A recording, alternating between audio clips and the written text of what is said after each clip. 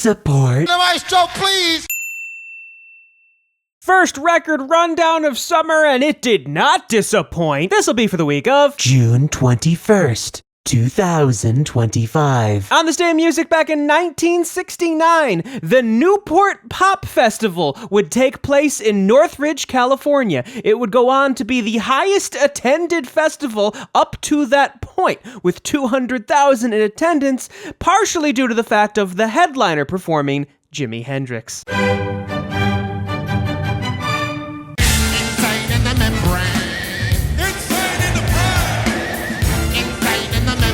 Marking the second time we have a 90s hip-hop album in an orchestral context. Obviously, this is based off of Cyrpess Hill's second studio album, Black Sunday, and I will say, these early 90s hip-hop albums really lend themselves well to orchestral arrangements. Don't mean a thing if it ain't got that swing. I live a lush life in some small... Seth MacFarlane's 9th studio album, and these are indeed lost arrangements from Sinatra. A lot of these were intended to be on Sinatra albums, but were later cut for one reason or another. And in one case, specifically on Arrivederci Roma, MacFarlane actually had to write in lyrics because a lot of it was originally in Italian, so they had to translate it and then even add more lines. Singing.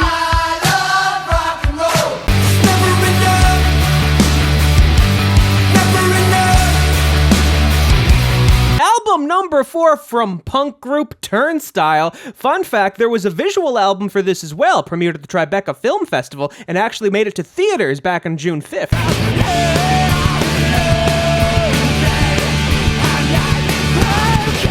21 years later, and we finally get a deluxe edition from My Chemical Romance of 2004's 3 Cheers for Sweet Revenge. The entire album has been remixed, and they actually added 4 new tracks from a live performance they did back in 2005 at the BBC Lockup. It's bigger than hip hop, hip hop.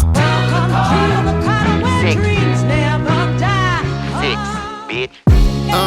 Young Moody. 7 years after the Carter 5, and we then finally get the Carter 6. Obviously, a lot of features on this. Big X the Plug, MGK, 2 Chainz, Big Sean, Kodak Black, and even some crazy production credits. Obviously, Boy Wonder, Charlie Handsome, but also Lin-Manuel Miranda?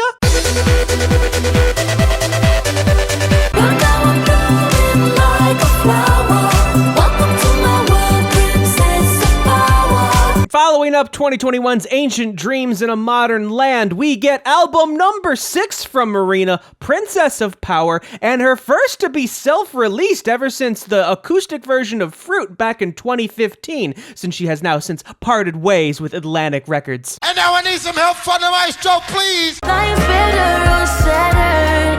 Got to break this pattern. Floating away. The tour is currently in a little bit of a hiatus until July, as they just finished up the North American leg of the tour, and they actually did perform in Toronto, but they kick off in Germany starting on the 2nd. Summer love, sexy, sitting on his lap, sipping Diet Pepsi. Following up her debut EP in 2023 AR, we have the debut studio album from Addison Rae, and if her online store is to be believed, this will be the first and last album by Addison Rae, which probably means she's going to have a name change or some sort of artistic shift.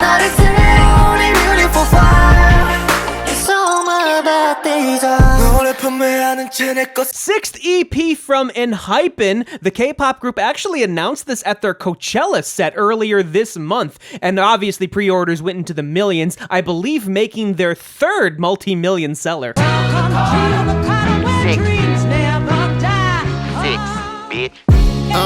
Young Moody. Good to note that there's a couple of different editions of this. If you get the just normal bonus edition, you get a remix with Nicki Minaj on Band from NO, and you get Mama Don't Worry, which features Future and Lil Baby. On the physical edition, you get Actin' Funny and Louisiana Hot Sauce, as well as the track Geeked, which actually features Trippie Redd. That's what I want, that's what I want.